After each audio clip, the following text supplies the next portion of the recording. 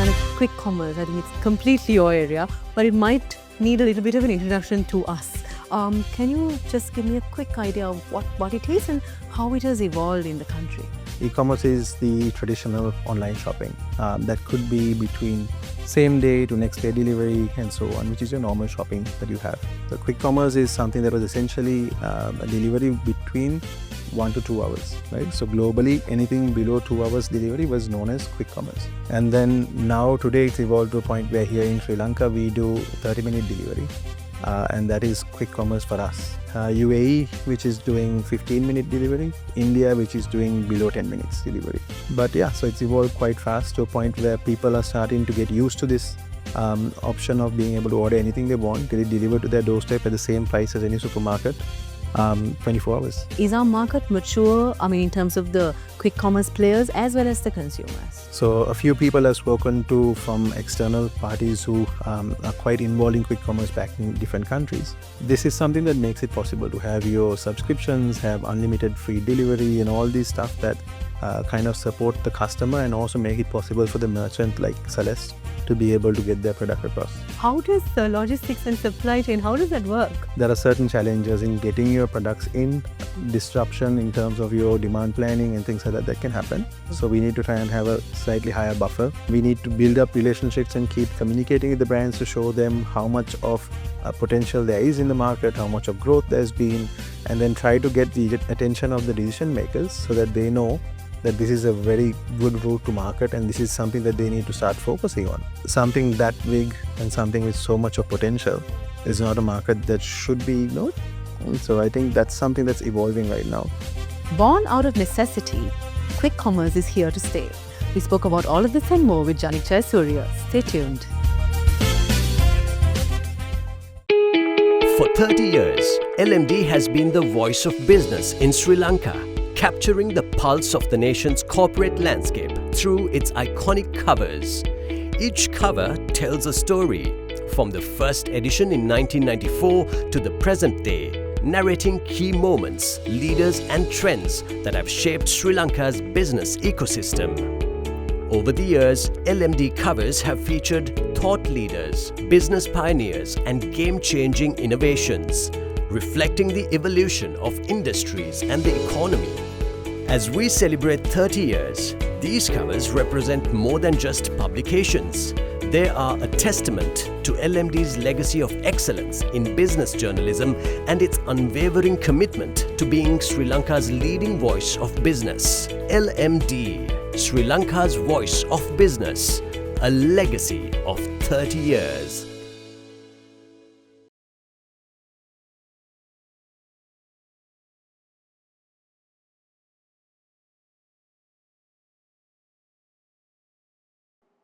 Hello and welcome to LMDtv. The topic of conversation today is quick commerce and the supply chain challenges around it. And I'm here with the founder of Celeste Daily, Janik Jayasuriya.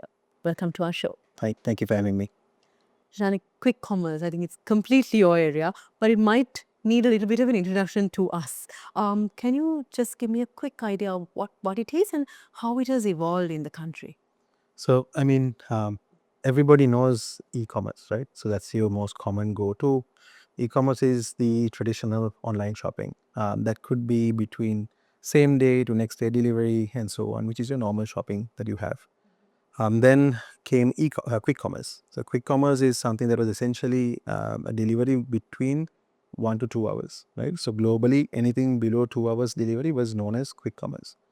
But then it started evolving quite fast. And then especially during the pandemic, quick commerce started really becoming a necessity and kind of like a support service that started coming in as essential services.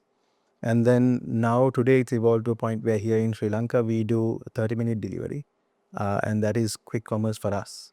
But you get UAE, which is doing 15-minute delivery. Wow. And you have India, which is doing below 10 minutes delivery, right? So that is anything and everything delivered to your doorstep in less than 10 minutes, 24 hours. So Sri Lanka right now, we are operating 24 hours, 30-minute delivery. And we're working to try and see if we can bring that down a little bit more, maybe 25, 20 minutes. But yeah, so it's evolved quite fast to a point where people are starting to get used to this option of being able to order anything they want, get it delivered to their doorstep at the same price as any supermarket, 24 hours. Something niche has kind of become the standard. Correct. Yeah. Yeah. And is our market mature? I mean, in terms of the quick commerce players as well as the consumers? How would you rate it? So I think it's like this, right? There is a cat and mouse situation where consumers are ready and consumers are happy to pretty much start utilizing it. They didn't have a lot of options. Today they're seeing a lot of options coming up, and it's starting to become a channel. It's becoming a route to market right now. Yeah. And I was speaking to a few people who came in from India who are very big in quick commerce there as merchants. And then when they came here, they were surprised to see how big quick commerce was in Sri Lanka. They didn't expect it to be so big. So a few people I've spoken to from external parties who are quite involved in quick commerce back in different countries. They think that Sri Lanka has evolved and accepted quick commerce quite fast, which I think happened quite successfully during the pandemic because people didn't have a lot of options. Exactly. And we were able to work and see. One thing about quick commerce is it works really well with aggregators. So in Sri Lanka, we have two major aggregators. We have Uber Eats and we have PickMe, right? Yeah. So PickMe Market. These two are aggregators. They are the ones who connect the merchant with the customer. They generate that order and then they do the last mile delivery as well. So this is something that makes it possible to have your subscriptions, have unlimited free delivery and all these stuff that kind of support the customer and also make it possible for the merchant like Celeste to be able to get their product across. So yeah. Lovely. And when you talk of the merchants, I mean, it sounds like a logistical kind of, nightmare. How does the logistics and supply chain, how does that work? So, I mean, for us, I have zero background in retail, supply chain, or logistics at all. I studied hospitality management, and then I started a hospitality company, then had to evolve and kind of pivot quite fast in the pandemic. And then we've now learned a lot about demand planning. We've understood about relationship building with all the brands and everybody that is required. And the challenge with quick commerce is right now it is not considered a essential route to market yet. It has not been identified by most of the brands or most of the distribution network. So when you look at prioritization, we probably have the last priority, right? So when it comes to stock reservations, if you place an order and you want to get down your purchase order that is being sent out, we might probably have the least priority that somebody might get. So then there are certain challenges in getting your products in, disruption in terms of your demand planning and things like that that can happen. So we need to try and plan for that as well. Where we know that fill rates can be less. So we need to try and have a slightly higher buffer. We need to build up relationships and keep communicating with the brands to show them how much of potential there is in the market, how much of growth there's been, and then try to get the attention of the decision makers so that they know that this is a very good route to market and this is something that they need to start focusing on, right? Because globally, quick commerce is growing quite fast. Exactly. And you're looking at a 25 to 30% growth per annum, right? Yeah. So something that big and something with so much of potential is not a market that should be ignored. So I think that's something that's evolving right now. Am I like unfair to say that probably brands look at the order quantity more than the potential right now? So I think it's like this, right? So if you give an incentive or if you create a sales channel based on volume and you have a sales rep or a sales manager or somebody who is purely incentivized based on volume, Yeah. for them, if they put a bit more attention towards their general trade or like their traditional routes to market, Yes. that's where they can get higher volume, right? So then when you ask the same person to start looking at quick commerce, the attention might not be enough because the incentive for them is not enough to be able to do that, right? Because they're used to doing larger volumes. So it's more of a strategic move. And then you would need to have a new route manager or somebody who's going to look at e-routes. Some of the brands started it as innovative routes, e-routes, so many different names that they came up with. So that they can start going with this new trend, then they can start considering this as a future channel, right? Because quick commerce is growing fast, like I said. And if you look at it today and you start getting involved today, by the time it starts getting to its full potential, you will be there. And I think Sri Lanka is probably about 3 to 4 years behind India's quick commerce. Yeah. And which is good. We have a lot to learn from them. There's a lot to see in how it's working there. We have test case like right there. Right across, right? And to me, I've been watching it and I love seeing how they've been operating and how much of growth they've had. Today you can order a PlayStation at Yeah. 2 o'clock in the morning and have it delivered to your doorstep at the same price as any store, 24 hours, right? So in 10 minutes, right? And they say 10 minutes, but you actually get it sometimes in 8 minutes. Wow. So that's how optimized they are in terms of their last mile, their logistics and everything. So that is the type of demand that they have created. So much so that it might not be realistic and practical in some parts of the world. For sure. But for us here in Sri Lanka, I think if we can have Compact enough. yeah, I mean, even if it's 30 minutes, I mean, being able to get something delivered in 30 minutes is great. It's great. So my example of the PlayStation, I was talking to somebody from India, and he was telling me he was entertaining some business colleagues at home, and the kids were starting to disturb them, and they were having a very important conversation, right? So they had to do something to distract the kids so that they can have that conversation. So he immediately went online, ordered a PlayStation, set it up in the TV room, and let the kids go there, and they continued their conversation, right? Expensive solution, but still it's possible. Possible because of possible. e-commerce. Oh, wow. Yeah. Talking of enticing brands to like jump on this bandwagon a little bit faster and a little bit more, have you seen from the customer side, have you seen the shopping baskets becoming bigger or more diversified? What are the trends there? So I think with this business, you're not talking about large baskets, right? So the whole thing about quick commerce is to be able to make people who are normally super organized in their day-to-day life, who plan out every single thing in their life, not have to think so much when it comes to this basic part of their life, right? Because you don't need to, it's less is more, right? So you don't have to keep opening your cupboards and fridge and having everything stocked up. You have higher wastage. You throw away so much because you're buying unnecessarily because you don't want to go back to the store all the time, especially your perishables and so on. So here you're looking at buying what you need when you need it and have it delivered just in time, right? So you reduce your wastage, you save time in going in and out to the traditional supermarkets and standing in line, parking and all these things that you do. And you also don't pay a penny extra. You pay the same price as any supermarket, which is why we have Kadega and Big Out, right? Yes. So that's sort of the kind of mindset. But increasing the basket size is something more to do with increasing the categories, right? So having more options for people, having more than just their groceries, which is what India did in terms of having PlayStations, iPhones and all these things coming in. Right. So their baskets have grown drastically because of that. So for us, that's the obvious choice in how we're going to move forward in making sure that we have more options available to our customers. And right now we are top of the mind when you want to get, whether it is whatever product that they want to get down, and also private label. So we have a lot of products that are under our brand. So that also kind of makes it possible for us to have a bit more control, also give some value to our customers and so on as well. Wow. And talking of, when you were talking about the challenge in terms of like restocking and getting the fillers, what other supply chain challenges do you usually have in knowing quick commerce? So, I mean, the biggest thing for us is also your warehouses and your storage facilities are mainly in metropolitan areas, right?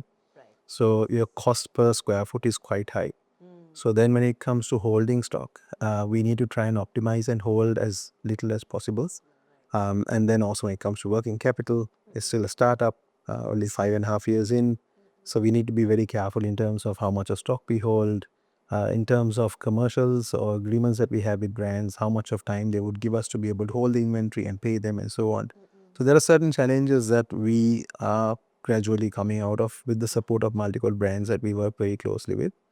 But it's a process. I think it's a process in terms of building those relationships, gaining the trust and confidence, coming up with the entire infrastructure that is actually required for this business.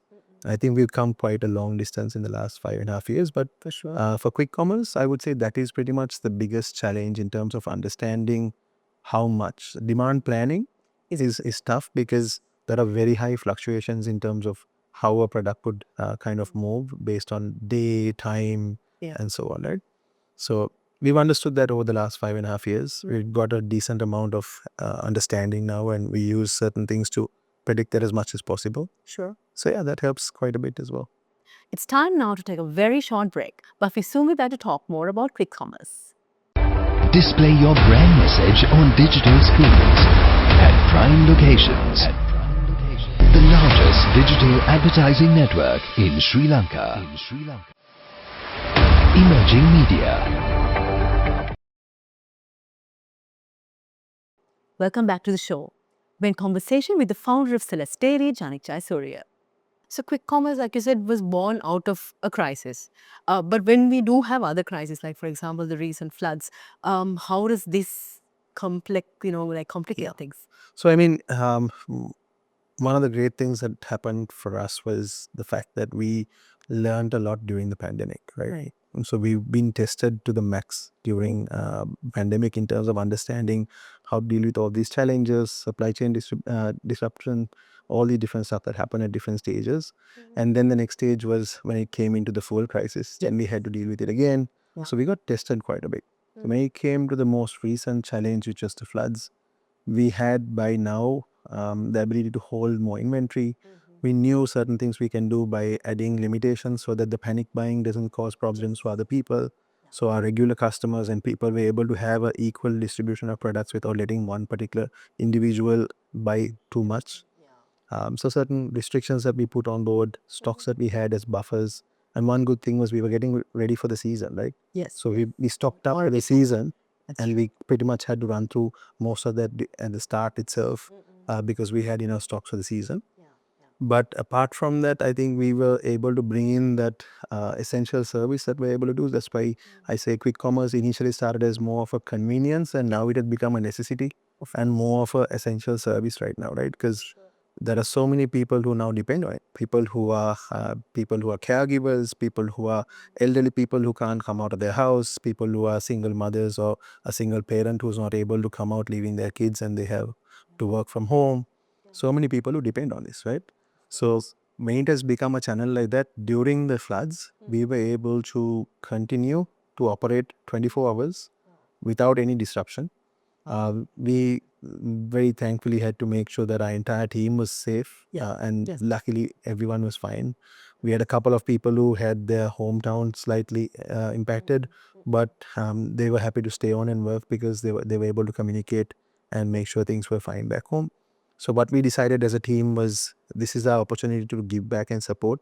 Make sure people can get access to everything they need during this period. Exactly. But then also at the same time, we were able to collect certain things and donate through Red Cross, for an example. Yes. We were able to do so many things where we were able to try and make use of the fact that we were operating without any breakdown to also support everybody who was in need. So in terms of disruption, there were disruptions after. So after the floods is when we started feeling some of the warehouses, some of the factories that had to go underwater. So there were shortages of certain products. Certain brands are still not available even now because the factories were underwater and they're still getting back in operation.